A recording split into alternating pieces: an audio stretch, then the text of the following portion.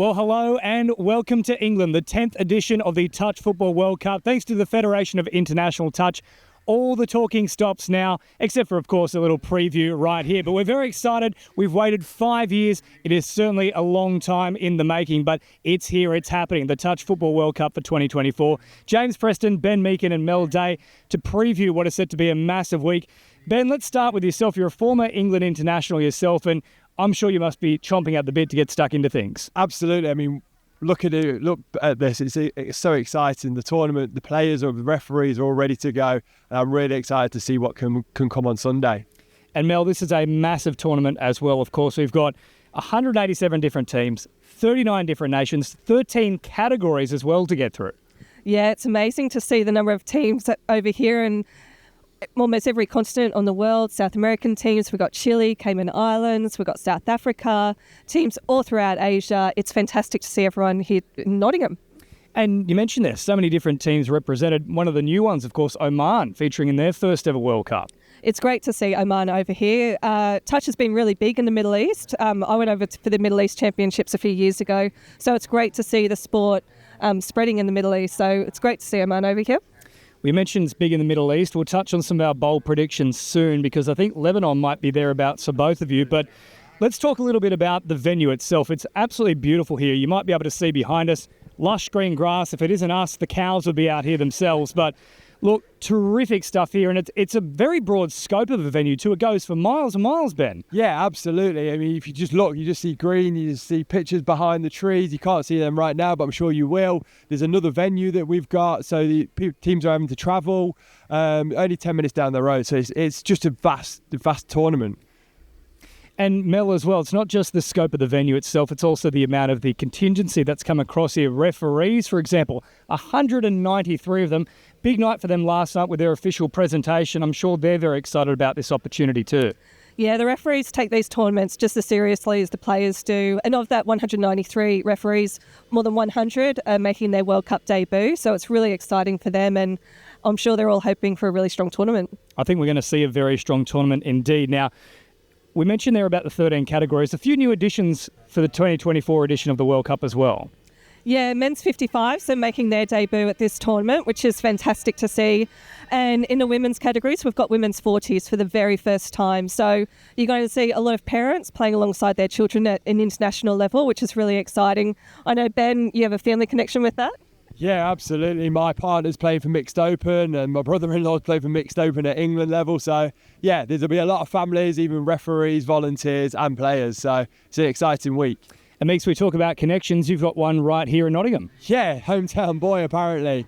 I'm so excited to have a home World Cup.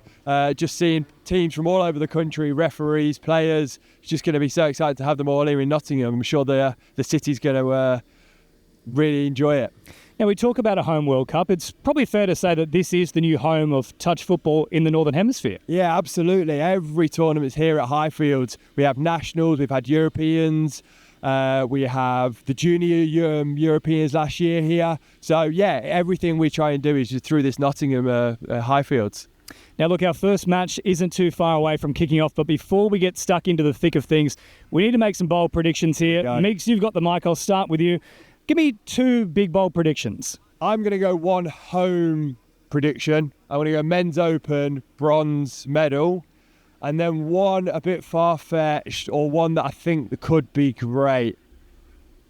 Oh, this one's going to throw it. I think Lebanon, I don't know where they're going to come, but Lebanon could do something in the men's open. And I think they could be third, fourth with England there. So I'm going to leave it with men's open because that's where my knowledge is, and I'll throw it over to Mel for hers. Well, look, there's a very strong contingency as well of Western Sydney talent from Australia as part of that Lebanon side. They've done some great things at the State Cup, led by Jason Stanton, of course, who's a legend of the sport. So we are expecting them to be a bit of a smoky. Mel, what about you with your bold predictions?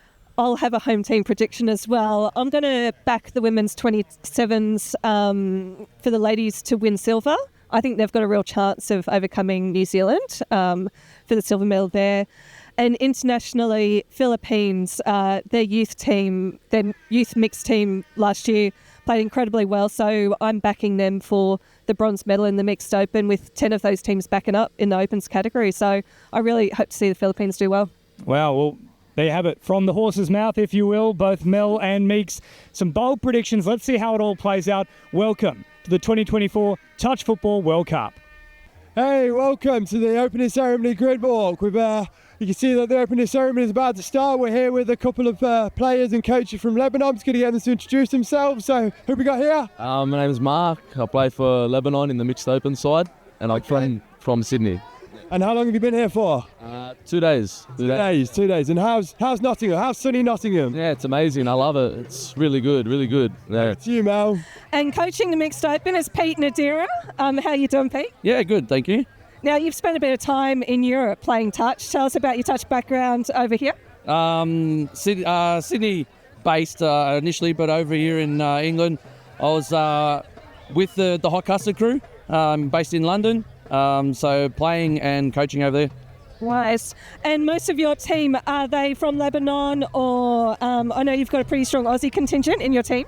Yeah, we've got 3/4 of the team from Sydney, and then a few guys from Lebanon that have joined us.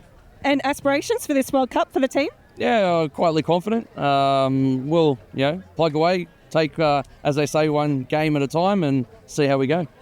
And who should we be looking out for in the Lebanon mixed open team apart from yourself? Definitely Sharbel Matter. He's a great player. He's a great player. What's he going to do for the team? He's going to win us every game. Going to win us every game. That is some opening gambit there. We found today, we've got InternationalTouch. We're going to get them to introduce themselves.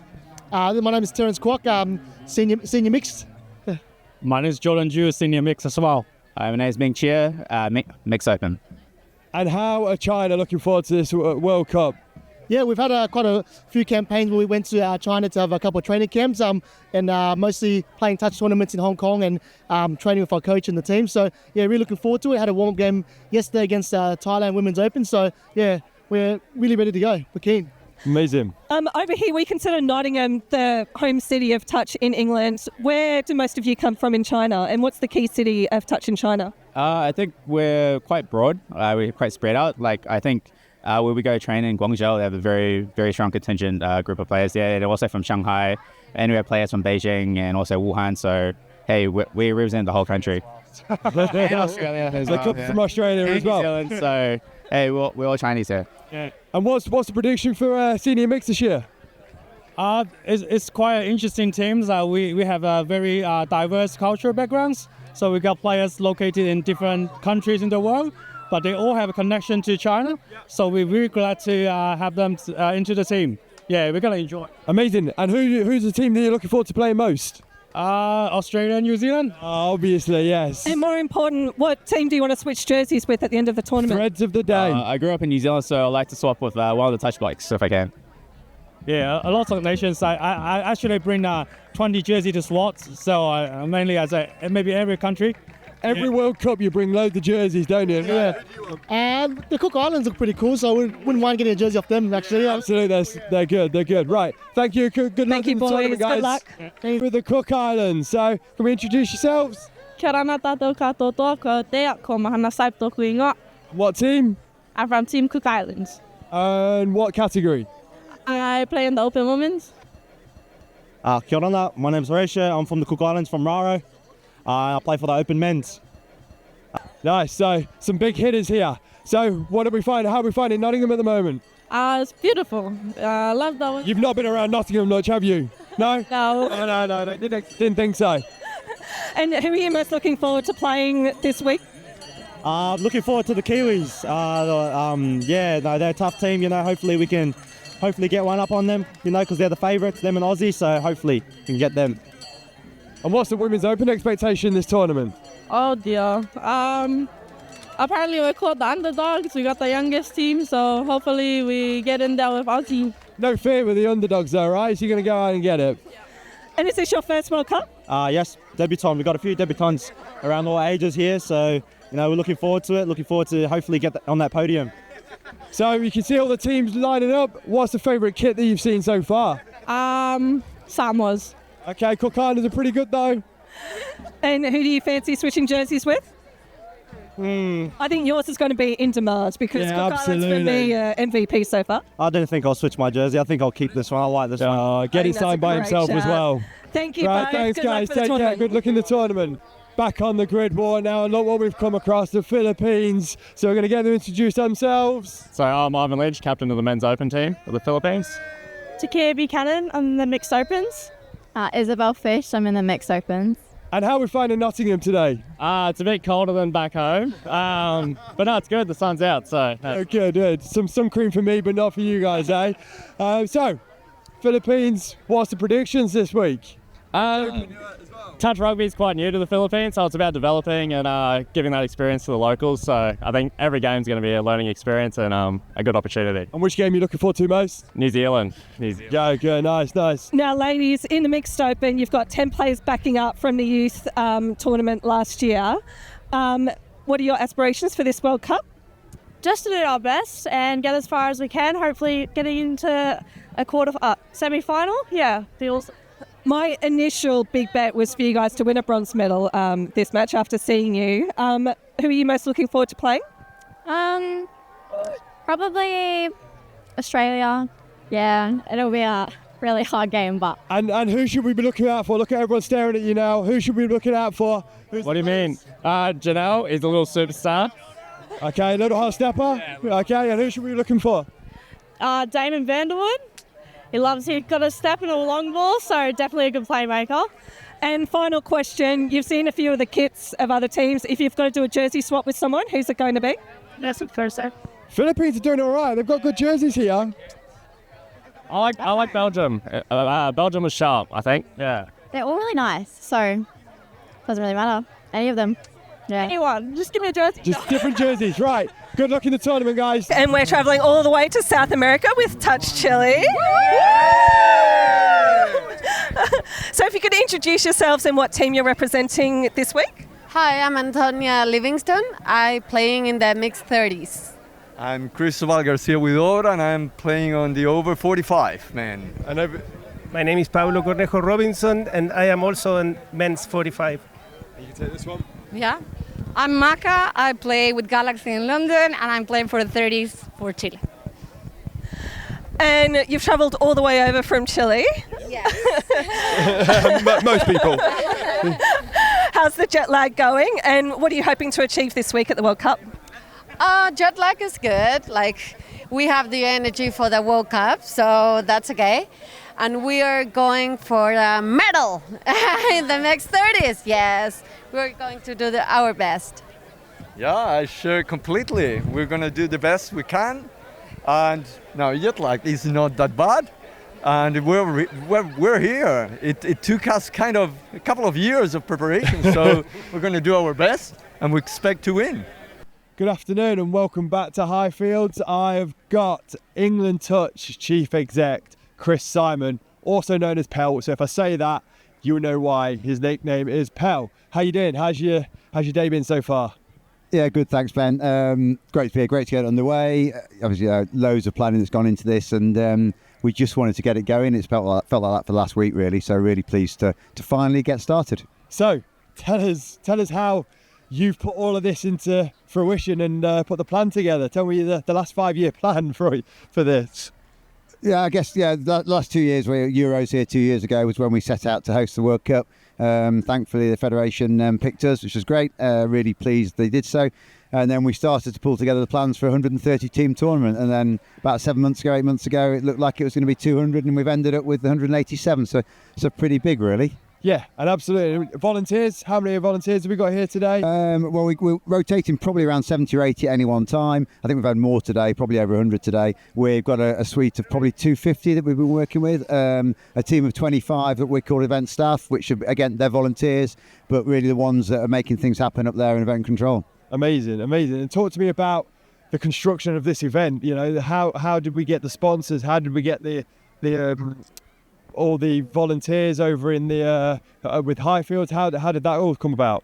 Well, it's I guess a combination of lots of planning, and then I keep saying in terms of networks, it's really helpful to know people around here. A number of times I've gone to somebody and said, I need a favour, and generally those favours haven't cost us very much money, which has been really good. The whole planning at this site, we've got Nottingham Hockey Centre behind me, Highfields here where we are. Both the teams behind them, University of Nottingham team and the Hockey Centre team, have been phenomenal. Without them, we would not be here. They have really, really stepped up. They're going to be great events for them. They're showcasing these facilities to the world, which is really, really good for us. But the planning pretty much started about 2 weeks ago in terms of on the ground. So we started the first build 2 weeks ago.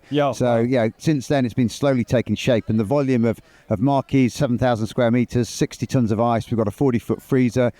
Those are the things that I get. At the end of the day, it's a game of touch, but actually this is not. It's a major event, and we say it's nearly as big as the Commonwealth Games. So we're going to have to keep this short and sharp. Apparently we've got photos in behind us. So what's the lasting history you want from this tournament, and where do you want this to go from the next World Cup in New Zealand?